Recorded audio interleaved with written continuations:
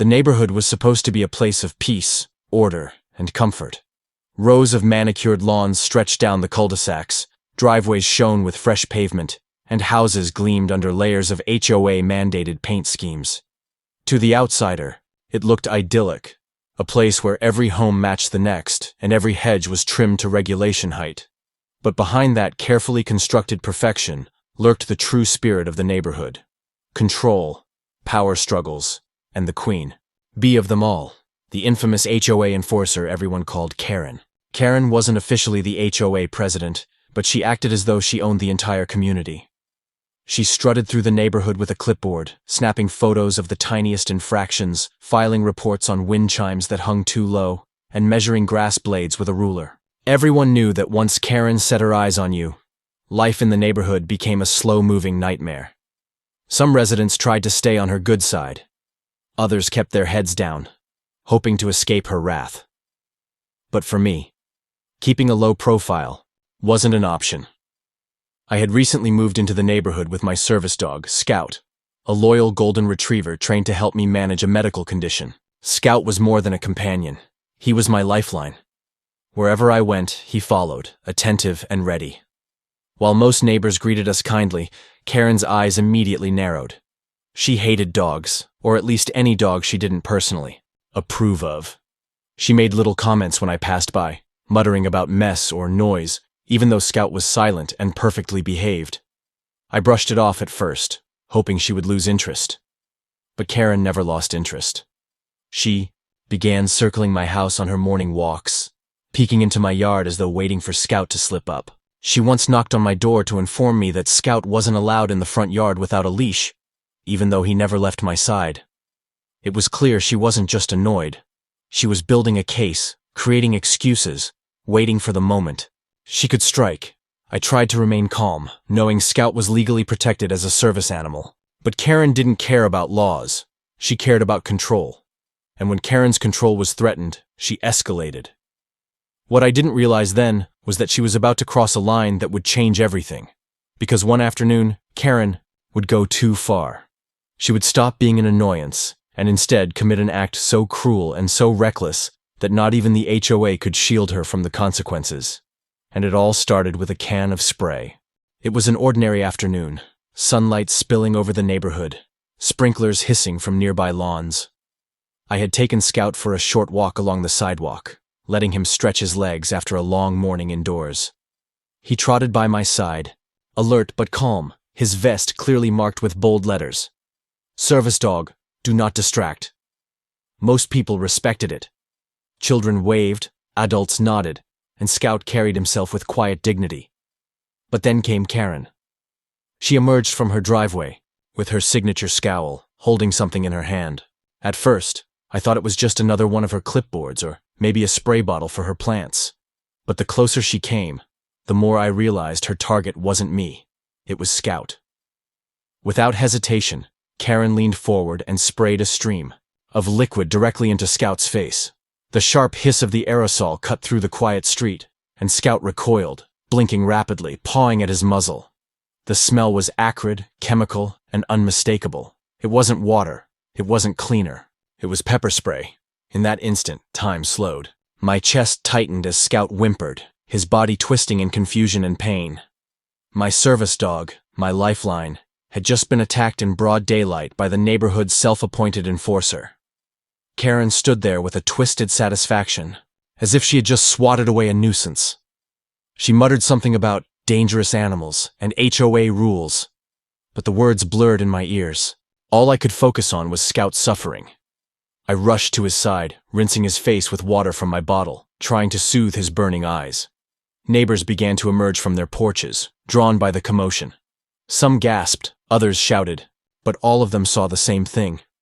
Karen holding the spray can, Scout struggling to recover, and me kneeling in shock. Karen tried to justify herself, waving the can like it was proof of her authority. She insisted Scout wasn't allowed, that he was unregistered, that the HOA didn't permit dogs on sidewalks. None of it mattered. None of it was true. But Karen didn't care about truth. She cared about control, and in her mind, she had just enforced it. What she didn't realize was that in that single reckless act, she had committed a federal crime. Because attacking a service animal isn't just cruelty. It's a violation of federal law, punishable by fines, lawsuits, and even prison time. And while Karen strutted away with her spray can, believing she had won, the neighbors were already dialing. The police. Karen's world was about to crumble. The sirens came quicker than expected. Neighbors whispered on their porches as a squad car pulled up, the flashing lights cutting through the pristine neighborhood. Scout sat by my side, still shaken but recovering, his golden coat damp from rinsing. I had managed to calm him, but the redness around his eyes was impossible to ignore. The officers stepped out, immediately scanning the scene. Witnesses rushed forward, pointing toward Karen's house. She stood defiantly on her porch, arms crossed, insisting she had done nothing wrong. Her tone was sharp, dismissive, dripping with the entitlement of someone who believed the rules didn't apply to her. But the officers didn't brush her off. They listened carefully, took statements, and most importantly, they listened to me. I explained Scout's role, showed them his certification, and described exactly what had happened. Neighbors confirmed it, some even replaying doorbell camera, footage that captured the spray and Scout's cry of pain. The officers' faces hardened. Their questions shifted from polite to serious. They asked Karen directly why she had attacked a service dog. She scoffed, insisting it wasn't a real service animal and that she was protecting the neighborhood. She waved her HOA handbook like it was a badge of authority, claiming it gave her the right to act. But the officers quickly shut her down. They explained that under federal law, interfering with or harming a service dog is a serious offense. It wasn't just a violation of HOA rules. It was a crime. A federal crime. For the first time, Karen's smirk faltered. Her face drained, of color, her eyes darting to the gathering crowd. She stammered, trying to backtrack, insisting it was a mistake, that she didn't mean to hurt the dog. But the officers weren't moved. They reminded her that intent didn't erase the act. She had sprayed a trained service animal in broad daylight, with witnesses and video proof. As they read her the potential charges, Karen froze. Her mouth hung open, her confidence evaporating.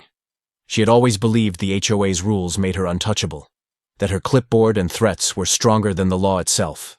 But now the law was standing on her doorstep, spelling out the consequences she never imagined. And while Karen tried to talk her way out of it, the officers were already preparing the paperwork. This wasn't just going to be a neighborhood dispute anymore. The fallout spread through the neighborhood like wildfire. By the next morning, word had traveled to every corner of the community. Doorstep conversations buzzed with shock, anger, and a tinge of satisfaction. For years, Karen had been the self-proclaimed enforcer, using the HOA as her weapon to bully residents into submission. But now, she was the one under investigation, her reputation shattered. Yet the HOA board didn't stay silent. Within days, they held an emergency meeting, claiming Karen had acted within her rights to enforce pet restrictions. They circulated a letter defending her, painting Scout as a safety concern, and me as an uncooperative resident. It was a desperate attempt to rewrite reality, to protect their star enforcer from the consequences she had brought upon herself. But the neighborhood wasn't buying it.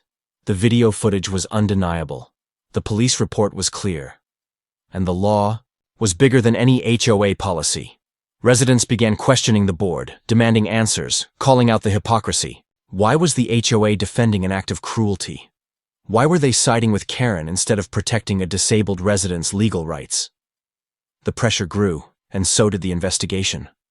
Local news outlets caught wind of the story, broadcasting it across the city. Headlines labeled Karen as the HOA enforcer who attacked a service dog.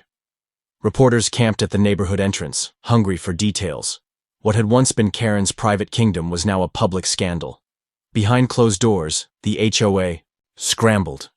They hired lawyers, issued carefully worded statements, and tried to distance themselves from Karen while still quietly supporting her. But it was too late.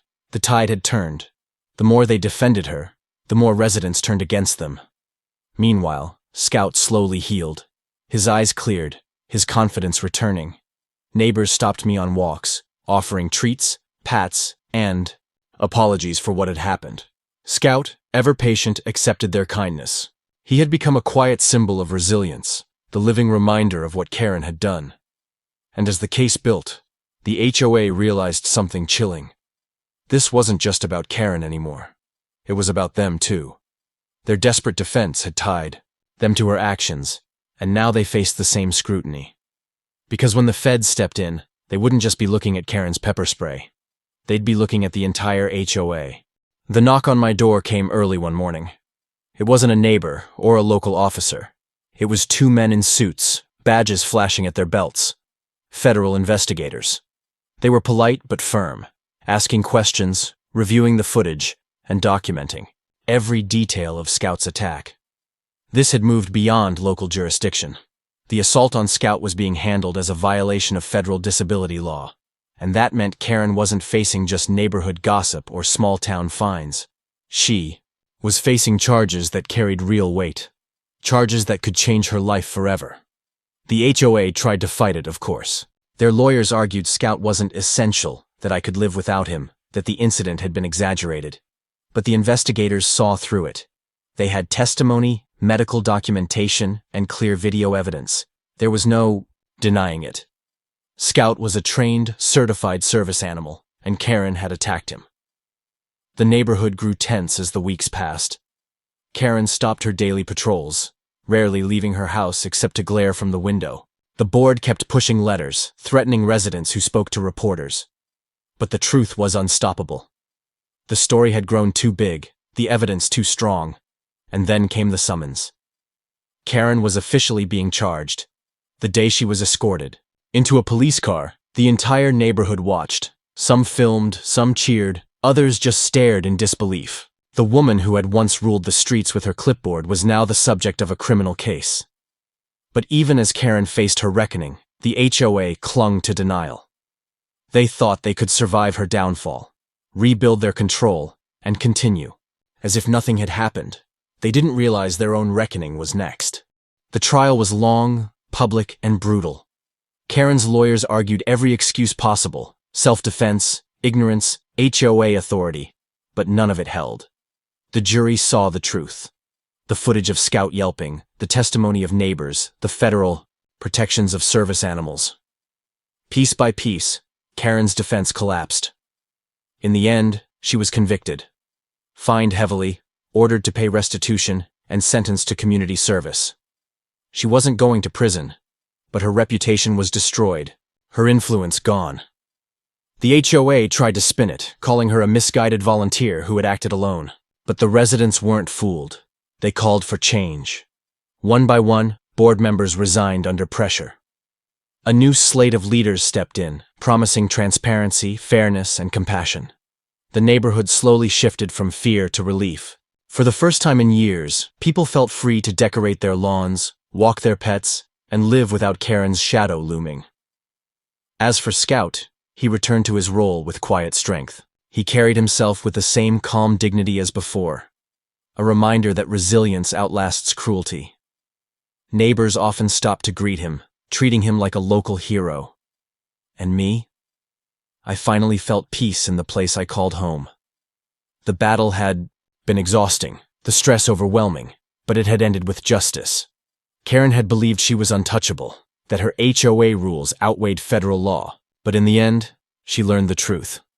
No HOA, no clipboard, no Karen could rise above the law, because when you attack a service dog, you're not just breaking rules. You're breaking the law of the nation itself, and that's a fight no Karen can win.